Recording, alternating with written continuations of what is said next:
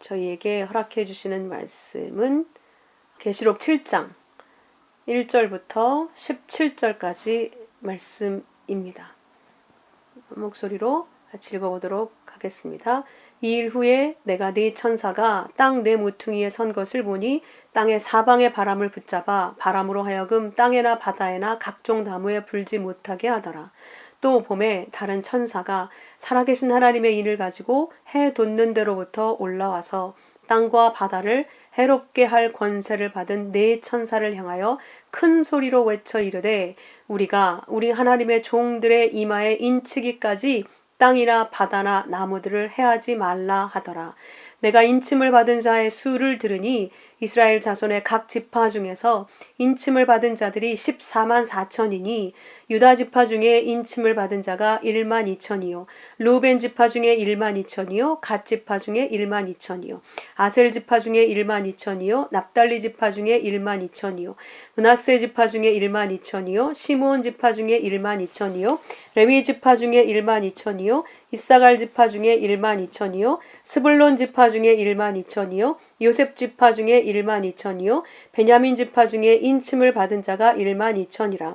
이 일 후에 내가 보니 각 나라와 족속과 백성과 방언에서 아무도 능히 셀 수 없는 큰 무리가 나와 흰옷을 입고 손에 종려 가지를 들고 보좌 앞과 어린 양 앞에 서서 큰 소리로 외쳐 이르되 구원하심이 보좌에 앉으신 우리 하나님과 어린 양에게 있도다 하니 모든 천사가 보좌와 장로들과 네 생물의 주위에 서 있다가 보좌 앞에 엎드려 얼굴을 대고 하나님께 경배하여 이르되 아멘. 찬송과 영광과 지혜와 감사와 존귀와 권능과 힘이 우리 하나님께 세세토록 있을지어다. 아멘 하더라. 장로 중 하나가 응답하여 나에게 이르되 이 흰옷을 입은 자들이 누구며 또 어디서 왔느냐. 내가 말하기를 내 주여 당신이 아시나이다 하니 그가 나에게 이르되 이는 큰 환난에서 나오는 자들인데 어린 양의 피에 그 옷을 씻어 희게 하였느니라. 그러므로 그들이 하나님의 보좌 앞에 있고 또 그의 성전에서 밤낮 하나님을 섬김에 보좌에 앉으신 이가 그들 위에 장막을 치시리니 그들이 다시는 주리도 아니하며 목마르지도 아니하고 해나 아무 뜨거운 기운에 상하지도 아니하리니 이는 보좌 가운데에 계신 어린 양이 그들의 목자가 되사 생명수 샘으로 인도하시고 하나님께서 그들의 눈에서 모든 눈물을 씻어 주실 것임이라. 아멘. 자, 이 일 후에 이렇게 시작하고 있습니다. 이 일 후에 내가 내 모퉁이에 네 천사가 선 것을 보았다. 이렇게 시작하고 있죠. 이 일 앞에 6번째 재앙 인이 떼어지니 태양이 시커멓게 달이 핏빛으로 물들고 땅에 온 지진이 나고 하늘이 두루마리처럼 말려 올라가는 그 마지막 심판의 장면이었었죠. 그 심판 후에 맨 마지막 끝절이 누가 감히 이 앞에 이 하나님의 심판 앞에 서리요. 누가 감히 그 심판을 이기고 설 수 있겠는가 이렇게 끝나지 않았습니까?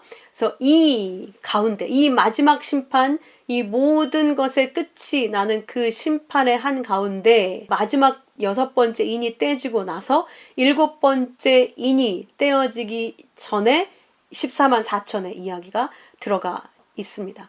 그러니까 이 6번째 심판, 완전한 이 땅에 대한 심판, 7번째는 완성이잖아요.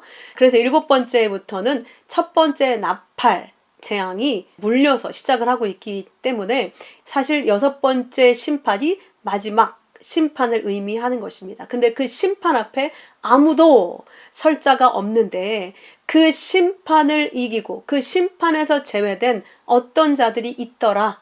그걸 보여주는 게 오늘 7장의 본문입니다. 자, 네 천사가 땅 모퉁이, 그러니까 땅을 넷으로 이렇게 항상 설명을 하고 있어요. 사는 땅을 나타내는 수이죠. 기초적으로는. 그 땅 네 모퉁이에 천사가 서서 땅의 사방의 바람을 붙잡아. 바람은 심판을 상징하는 표현입니다.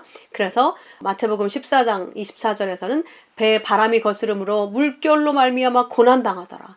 바람을 보고 무서워 빠져간다. 마태복음 14장 30절에는 그렇게 표현하고 있죠. 그래서 그 바람을 예수님께서 바람과 바다를 꾸짖으시니 8장 26절엔 그렇게 돼 있고, 예수께서 배에 오르시니 바람이 그치는지라. 그러니까 바람은 고난이요 광풍을 일으키는 심판, 멸망, 죽음을 상징하는 표현임을 알 수 있습니다. 그래서 구약에는 바람이라는 단어가 전부 르와흐, 하나님의 바람, 하나님의 영으로 표현이 되어져 있습니다. 그래서 아담과 하와가 하나님의 낯을 피해서 숨어 있을 때 바람이 불 때 여호와의 소리, 거니는 소리가 났다, 이렇게 표현하고 있죠.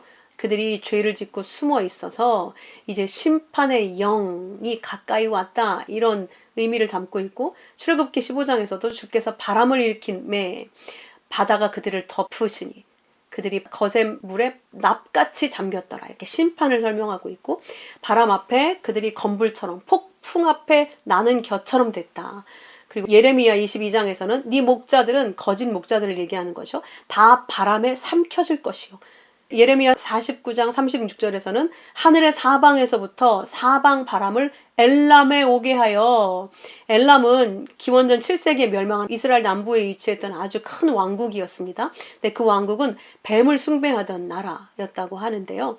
그 나라 엘람의 뜻이 눈이 먼, 숨기다, 숨은, 이런 뜻이거든요. 또 위선자, 이런 뜻이 있어요. 그러니까 하나님에 대해서 눈이 먼, 하나님 앞에서 위선자들로 사는 그들에게 바람을 보내셨다. 그 바람 때문에 사방으로 그들이 흩어지고, 엘람에서 쫓겨난 자가 가지 않는 나라가 없다. 온 세상에 흩어지게 만들었다, 그 바람이. 그래서 이 바람은 총체적으로 심판을 의미하는 표현입니다. 근데 그 바람을 붙잡고 있다고 해요, 천사가. 그래서 땅이나 바다나 각종 나무에, 온 나무에 불지 못하게 하더라. 또 보면 다른 천사가 살아계신 하나님의 인을 가지고 해 돋는 데부터 올라와서 땅과 바다를 해롭게 할 권세를 받을, 그러니까 땅과 바다에 고난을 쏟아부을, 심판을 쏟아부을 권세를 받은 그 네 천사를 향해서 소리칩니다. 이르되 우리가 하나님의 종들의 이마에 인치기까지 땅이나 바다나 나무들을 해하지 말라 하더라. 이렇게 지금 말씀하고 있죠. 이미 6째 인이 떼져서 모든 심판의 절정이 이르렀는데, 거기에서 제외된 이 14만 4천에 대한 이야기를 하고 있는 이유가 무엇이겠습니까? 이 마지막 심판 가운데에서 벗어나는 자들이 있다. 이 14만 4천의 인친자들, 그 자들을 보호하기까지 그 완전한 심판이 유보된다는 것을 지금 이 7장에서 보여주고 있는 겁니다. 그 종들, 하나님의 종들의 이마에 인치기까지 완전히 증명되고 인봉돼서 완전히 보존되기까지 이 땅, 바다나 나무 해치지 말아라, 그렇게 말씀하고 있죠. 계시록 14장 1절에는 어린 양이 시온산에 섰고 그와 함께 14만 4천이 있는데 그들의 이마에는 인이 쳐 있는데, 어떤 인이 쳐 있는가? 어린 양의 이름과 그 아버지의 이름 쓴 것이 있더라, 이렇게 돼 있죠. 계시록 22장 4절에서 그의 이름이 그들의 이마에 있더라, 이렇게 써 있어요. 자, 그러니까 인쳤다는 얘기는 우리가 생각하는 어떤 희한한 표식, 이런 게 있다, 그런 뜻이 아니라는 얘기죠. 어린 양의 이름, 아버지의 이름, 이름이 무엇입니까? 말씀. 어린 양의 이름이 말씀이라고 말씀하고 있잖아요. 하나님이 자신을 말씀이라고 요한복음에 소개하고 있으시잖아요. 그들의 이름이 우리의 이마에 있다. 이거는 말씀이 우리의 머리에, 신비에, 우리 온 전체 인격에, 우리라는 자아에 새겨져 있다는 뜻이에요. 그게 인쳐져 있다, 이런 뜻인 거죠. 출애굽기 12장 7절에서는 이렇게 표현합니다. 피를 양을 먹을 집 좌우 문설주와 인방에 바르고, 출애굽 사건 기억하시죠? 모든 재난에서 제외된 그 유일한 집들이 바로 문설주와 인방에 피를 바른 곳이었어요. 문설주는 양 틀, 그 문의 양 틀 있잖아요. 인방은 위의 부분을 얘기하는 거예요. 그 문에 있어서 가장 윗부분, 아랫부분을 얘기하는 게 아니고요. 위아래를 다 얘기하는 게 아니라 위의 문인방과 상인방과 양쪽 문설주, 마시코프랑 거기에 발라져 있는, 그러니까 어떤 사람들은 이 아래 지방까지 다 포함이다, 문지방까지 포함이다라고 얘기하는 사람들도 있지만 사실 그렇지 않습니다. 그 뜻은 하나님이 우리를 장막으로 덮으셨다라는 것과 동일한 의미입니다. 우리는 이 땅이고 흙이고 죄예요. 근데 그 위에 하나님이 피로 덮어서, 그러니까 기초의 바닥은 우리라는 죄인이 있는 거예요. 우리는 그대로 있는데 죄인의 상태인데 그것을 피로 감싸서 우리를 구원한다는 뜻이거든요. 그리스도의 피로, 그리스도의 말씀으로 우리를 완전히 옷 입혀서 하나님의 것으로 만들었다는 뜻이거든요. 그게 인쳤다. 내가 도장 찍었다. 내 것으로 인쳤다. 그래서 이마에 그 말씀이 새겨져 있다는 이런 뜻이란 말이죠. 그래서 에스겔서 9장 4절에도 똑같은 말씀이 있습니다. 예루살렘 성읍 중 순행하여 그 가운데 행하는 모든 가증한 일로 말미암아 탄식하며 우는 자의 이마에 표를 그리라. 이 이마에 인을 받은 자들은 이 땅에서 어떤 모습을 갖게 되는가?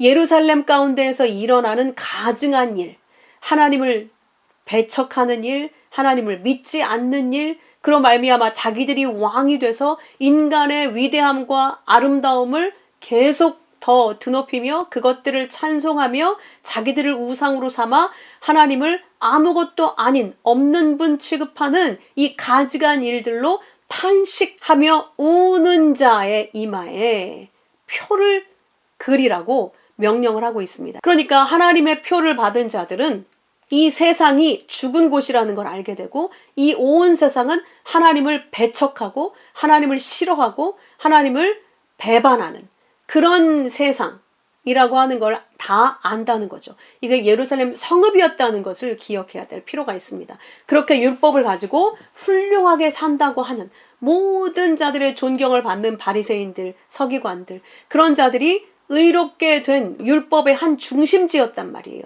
말씀을 가지고 있는 그 성읍 예루살렘 교회 안을 얘기하는 것이죠. 근데 거기 안에서 그들이 하나님을 섬긴다고 하면서 엉뚱하게 우상을 섬기고 있더라. 엉뚱하게 자기 자신을 섬기고 있는 가증한 일을 하나님의 인침받은 자들은 알더라는 거예요. 이게 아닌데 하나님만 높임을 받으셔야 되는데 하나님의 말씀을 자기들의 행위로 행함으로 말미암아 자기들이 우월해지고 자기들이 다른 자들보다 더 나은 자로 여겨지고 그렇게 하나님의 이름으로 말미암아 자기들의 영광을 추구하는 그런 자들의 모습으로 탄식하는 자들이더라는 거예요. 그래서 시편 119편에는 그런 말씀이 아주 가득 차 있습니다. 내가 주의 율법을 버린 악인들로 말미암아 분노에 사로잡혔다. 주의 법을 지키지 않는 자들로 인해 내 눈물이 시냇물같이 흐른다. 주의 말씀을 지키지 아니하는 거짓된 자들을 보고 내가 슬퍼하였나이다. 이렇게 고백을 하게 되는 겁니다. 자, 이렇게 하나님의 종들은 심판에서 제외된 심판, 모든 세상이 말려 나아가서 이 역사가 끝나기 전에 하나님의 백성들이 이렇게 인침을 받아서 완성되어지는 그 역사의 종결이 있더라 라고 말씀하고 있는 것이죠. 이 하나님의 백성들이 의의 백성으로 인침을 받고 반대로 이 땅 하나님을 대적하고 거부하는 자기들이 왕이 되어 있는 자들에게는 계시록 13장에 저희가 공부할 건데 그들에게는 오른손이나 이마의 표를 받게 한다고 되어 있고 그 표를 가진 자들이 가진 표는 짐승의 이름, 짐승의 수라고 표현을 하고 있습니다. 그걸 666이라고 표현을 하고 있는 것이죠.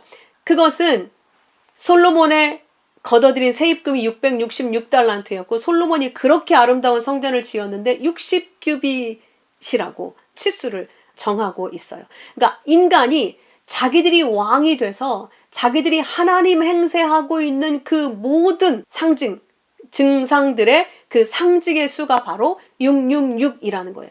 그 표를 갖고 있더라 라고 하는 거죠. 근데 재미있게 하나님을 대적하는 짐승의 수를 받은 자들은 이마에만 표를 받고 있다고 하지 않고 오른손, 꼭 손과 같이 표기되어 있다는 게 아주 재미있는 표기법입니다.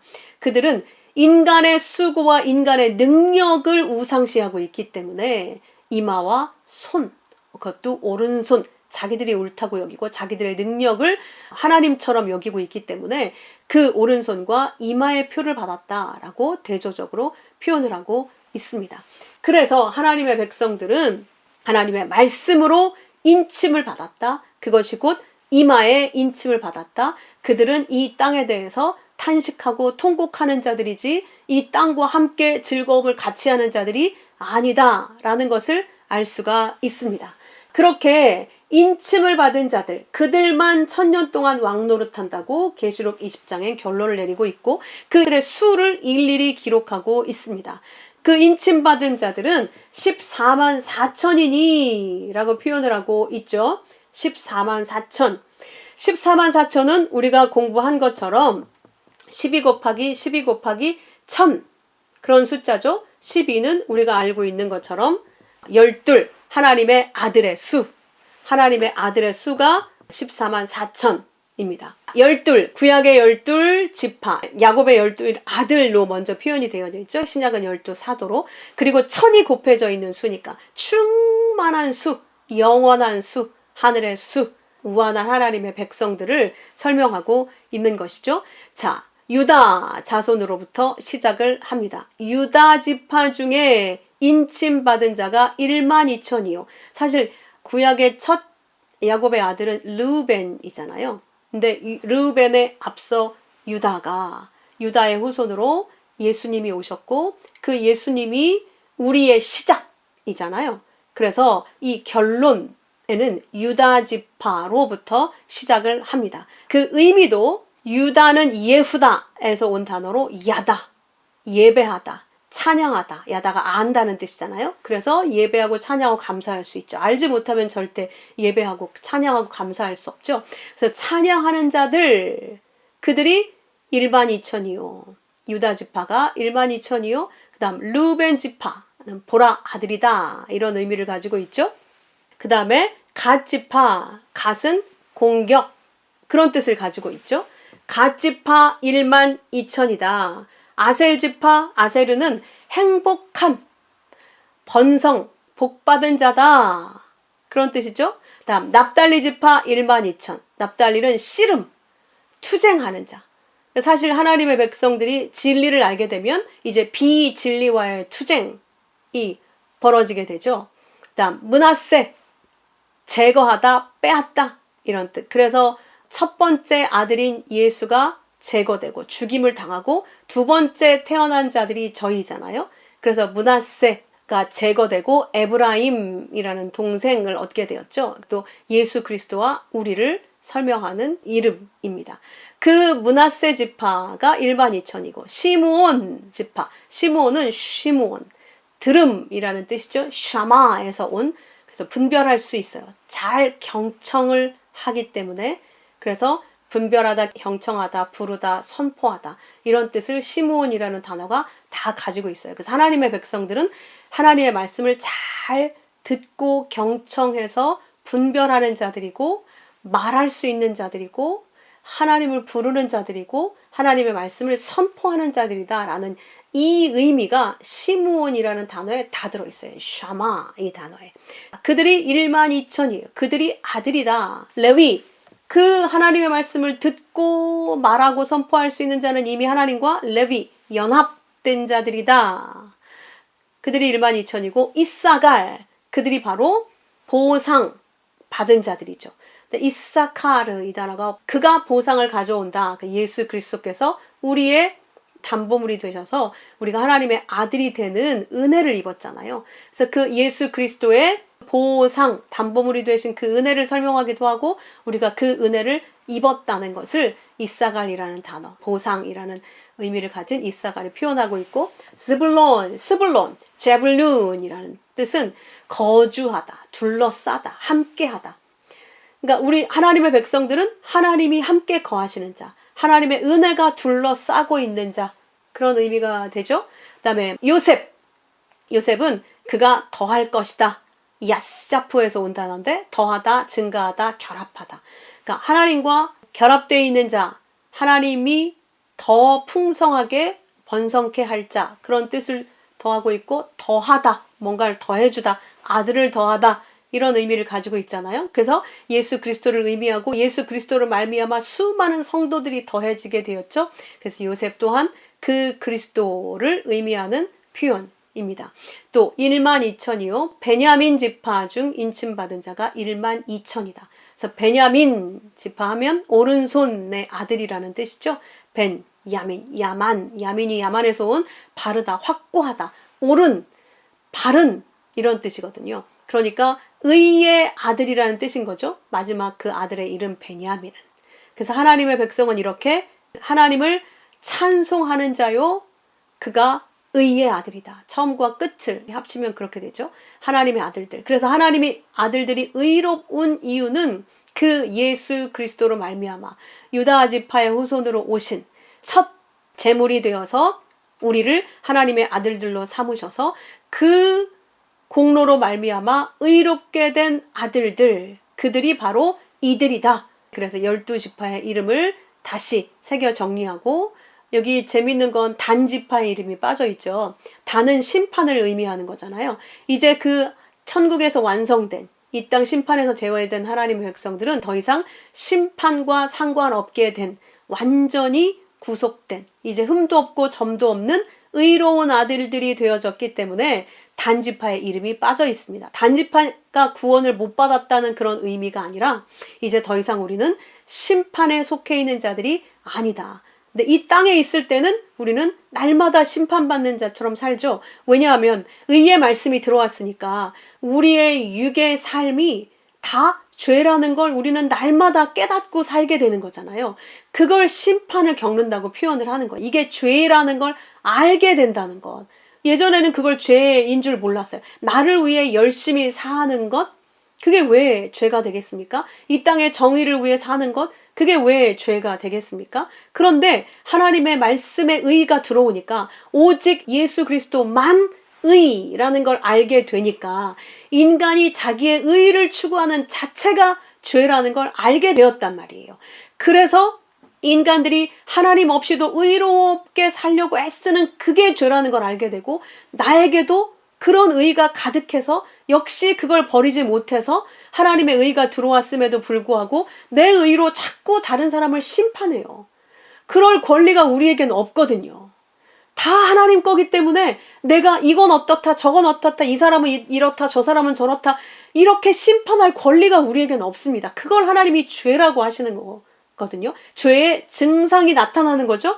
내가 하나님의 은혜를 진짜 알았다면, 내가 죄인 중에 괴수인데 어떻게 누군가 남을 또 심판하고 판단할 수 있겠습니까? 우리는 너무 쉽게 이 사회와 정부와 내 주변 사람과 나 자신과 모든 걸 심판하고 판단합니다. 왜? 여전히 내가 주인 되어져 있다는 것이죠. 나는 매일 고백합니다. 하나님이 주인이라고. 하나님이 주인이라고 매일 고백하면서 여전히 내가 주인 노릇하고 있어요. 말씀이 내 안에 있으면 그게 괴롭게 돼요. 그게 힘들게 돼요. 그게 아니라는 걸 알게 돼요. 내가 그렇게 말하고 정죄하는 순간 내 마음속에는, 머릿속에는 그거 아니잖아. 이걸 가르치고 계신다니까요. 내 건데 내가 내 뜻대로 내 영광을 나타내게 하기 위해서 지금 저는 저렇게 살고 있고 이 역사는 이렇게 움직여지고 있고 그 모든 걸 통해서 나를 보라고 모든 만물과 모든 인간들이 지금 나를 증명하고 있는 건데 왜 네가 그걸 판단하고 있니? 우리는 판단할 권리가 없습니다. 내가 나조차도 판단해서는 안 됩니다. 그래서 우리의 눈과 마음은 오직 그리스도께, 하나님의 말씀에만 포커스를 맞추고 있어야 돼요. 그 말씀만 바라보고 그 말씀을 기준으로 생각해야 되는 거지, 내가 믿는다 하면서 여전히 내 판단과 내 감정과 나에게 좋고 나쁜 걸 가지고 판단하고 있다면 난 아직 진리의 자유함을 누리지 못하고 있는 겁니다. 거기에서 우리를 벗어나게 해주신 거예요.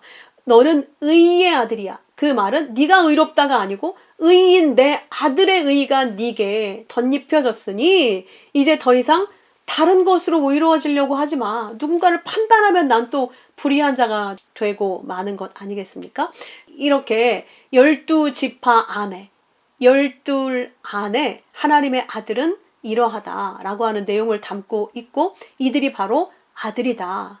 그들이 내가 인친 14만 4천이다 라고 설명하고 있는 겁니다.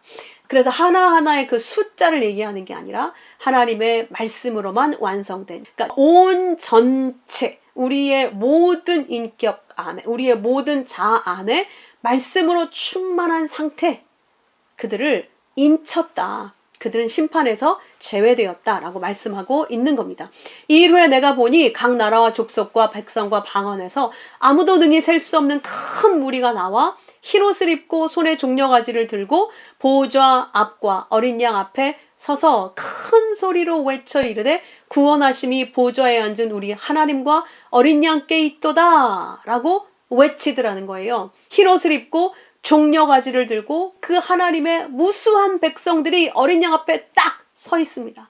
여러분, 이날이 소망되지 않으십니까? 이 말씀 다시 준비하면서 제 안에 말도 못하는 흥분, 너무나 막 감사해서 어쩔 줄 몰라 하는 그런 마음이, 저도 모르게 그냥 막 어디서부터 언제부터 시작됐는지 모르겠지만 막 그런 마음이 이렇게 막 마음에 샘솟는 걸 느꼈어요. 자, 그 흰옷을 입고 손에 종려가지를 들고, 흰옷을 입었다 라고 하는 건 계시록 7장 14절에서 어린 양의 피에 그 옷을 씻은 자, 내가 나를 의롭게 만든 자, 죄 안 지어서 의롭게 된 자가 아니라 어린 양의 피에 내 옷을 적신 자, 그게 흰옷이라고 설명하고 있죠. 그리고 사대 교회도 옷을 더럽히지 않은 자들이 있다. 그들은 흰옷을 입은 자다 이렇게 표현하죠. 그리스도의 옷을 입은 자, 나는 여전히 죄인이지만 그리스도의 옷을 입은 자, 그들이 옷을 더럽히지 않았다. 내 옷은 만신창이고 더러운데 그리스도의 옷을 덧입고 하나님 앞에 서 있을 때 우리는 옷을 더럽히지 않았다. 이렇게 판단을 하시는 겁니다. 그들이 종려가지를 들고 있습니다. 종려가지는 우리가 기억하고 있는 것처럼 예수님이 예루살렘에 입성하실 때 사람들이 종려가지를 흔들고 나왔었죠.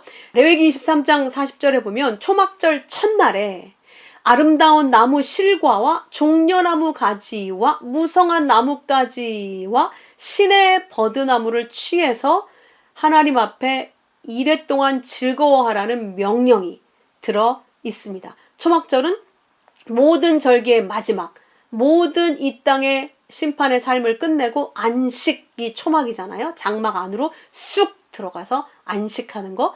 그때 그걸 절기하는 이래 동안 아름다운 나무 실과, 그것과 종려나무 가지, 종려나무는 똑바로 세우다, 타마르, 그 부활의 상징이 종려나무라고 말씀드렸죠. 아무리 얘를 죽이려고 해도 죽지 않는, 그러나 맨 꼭대기 아무것도 아닌 여린 순 맨 꼭대기에 머리에 있는 자그마한 순을 딱 자르는 순간 시들어 죽어버리는 그런 아주 희한한 나무, 종려나무. 그 나뭇가지를 무성한 나뭇가지와 함께 하나님이 은혜로 덮어서, 그리고 버드나무 안에도 담보물이라는 뜻을 가지고 있거든요. 하나님이 그리스도를 담보로 취해서 우리를 하나님의 것으로 취해서 우리가 하나님의 장막 안에 들게 되었다는 것을 기억하고 기뻐하라고 이렇게 여러 가지 나무들로 취해서 그걸 가지고 기뻐하라고 말씀을 하고 있습니다. 흰옷을 입고 종려가지를 들고, 그러니까 어린 양의 피로 깨끗해진 자들이, 그리고 종려가지, 어린 양의 은혜로 부활하게 된 그 자들이, 그런 뜻이죠. 종려가지를 들고 있다고 하는 건 그 부활하신 어린 양을 찬송함과 동시에 그 은혜로 부활한 내 모습을 또 종려가지를 들고 어린 양의 보좌 앞에 서 있다라고 표현을 하고 있는 겁니다. 그래서 신명기 16장에는 절기를 지킬 때 즐거워해라. 레위인과 객과 고아와 과부와 노비와 내 자녀들과 성중 안에 거하는 모든 자들이 즐거워해라. 왜?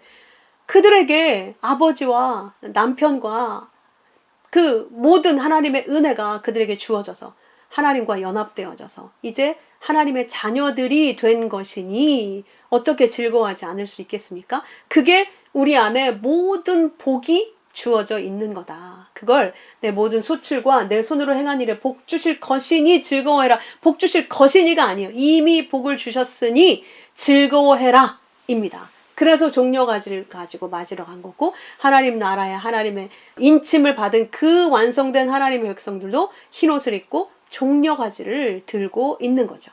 큰 소리로 외쳐 이르되 구원하심이 우리 하나님과 어린 양께 있도다 하니 모든 천사가 보좌와 장로들과 네 생물 주위에 서 있다가 보좌 앞에 얼굴을 대고 하나님께 경배하여 이르되 아멘. 찬송과 영광과 지혜와 감사와 존귀와 권능과 힘이 우리 하나님께 세세토록 있을지어다. 아멘.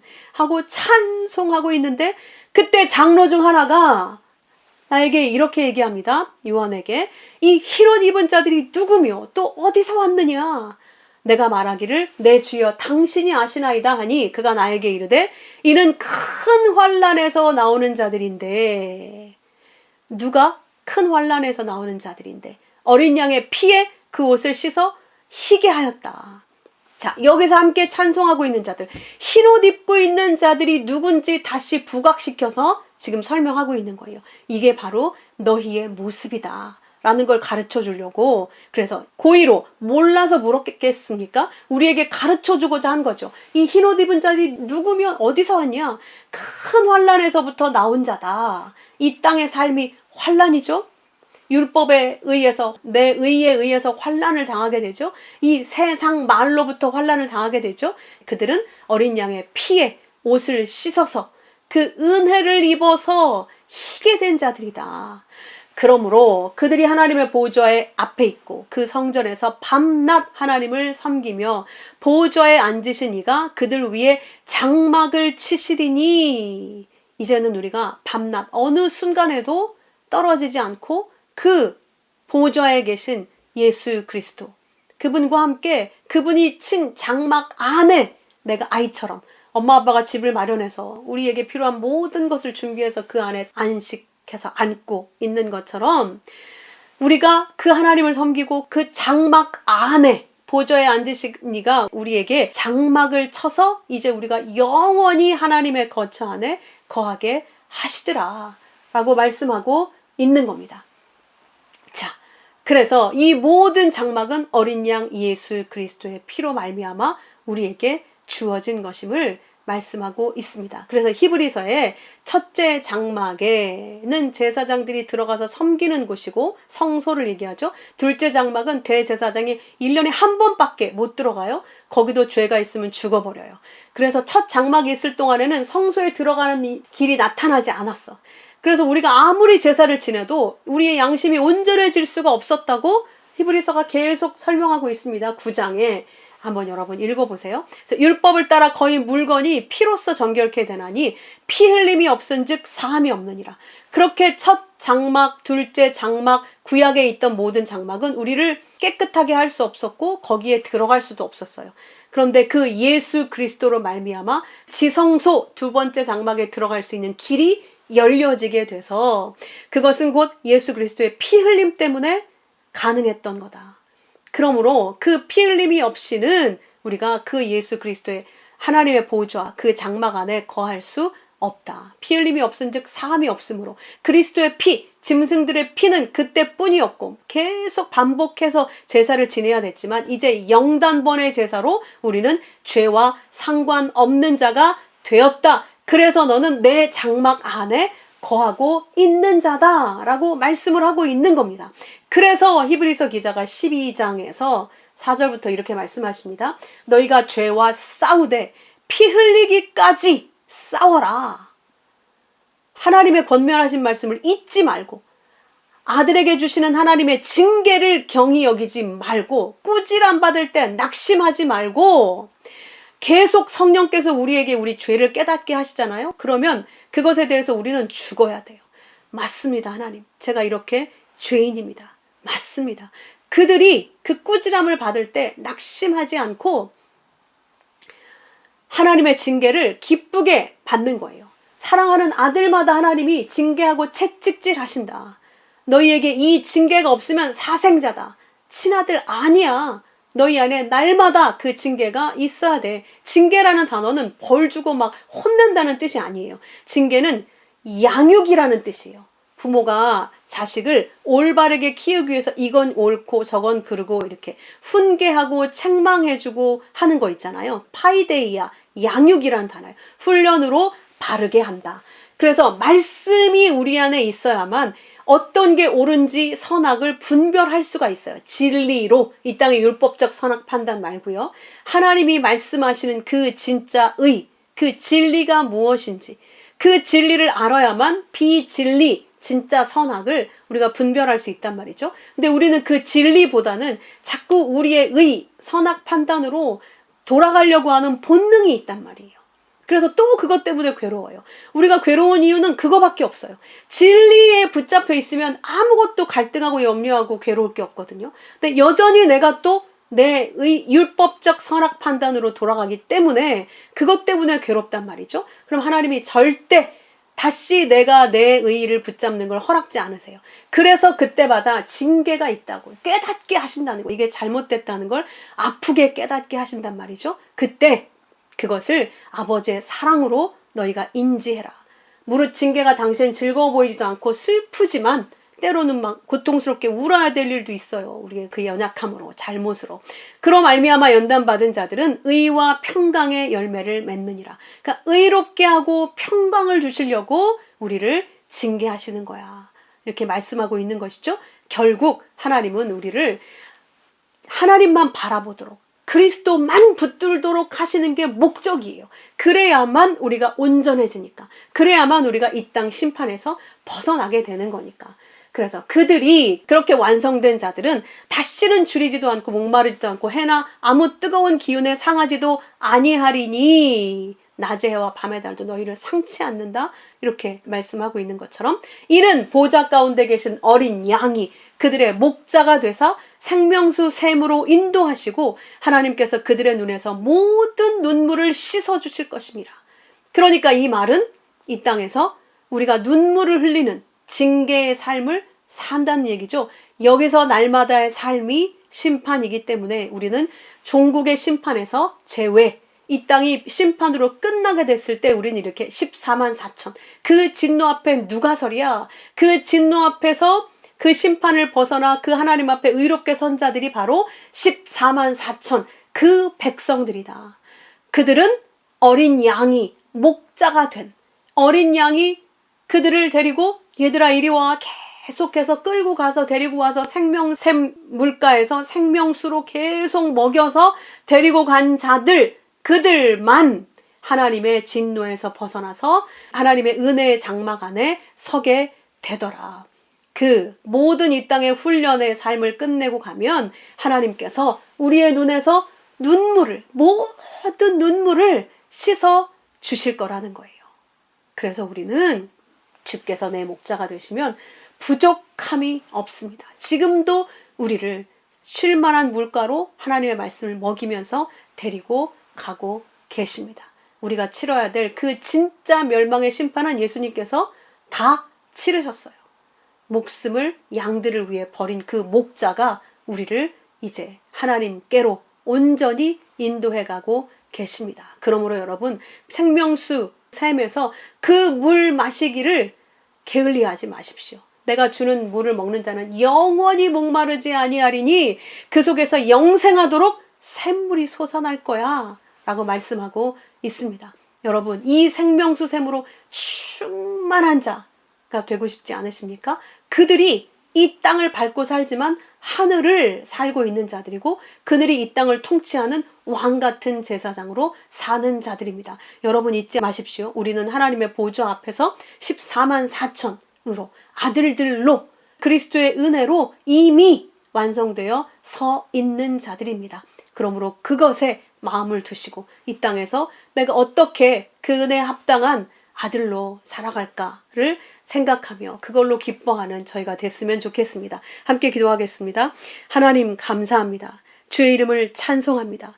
저희에게 이렇게 말할 수 없는 영광을 주셨사오니 이 은혜가 이미 천국에서는 완성되어 이루어져 있음을 보게 하셨사오니 아버지 하나님 우리가 의심치 않고 이 땅을 살고 있지만 완성된 하나님의 언약을 바라보면서 주의 아들들답게 이 땅에서 진리로 이 비진리와 투쟁해 가며 날마다 징계하신 하나님 앞에 완전히 순복해서 아버지께 온전히 복종하는 그 아들들로 잘 순종하는 저희 될 수 있도록 인도해 주옵소서. 모든 영광과 찬송을 주님 홀로 받으시기 원하고 귀하신 예수 그리스도 이름으로 기도하옵나이다. 아멘.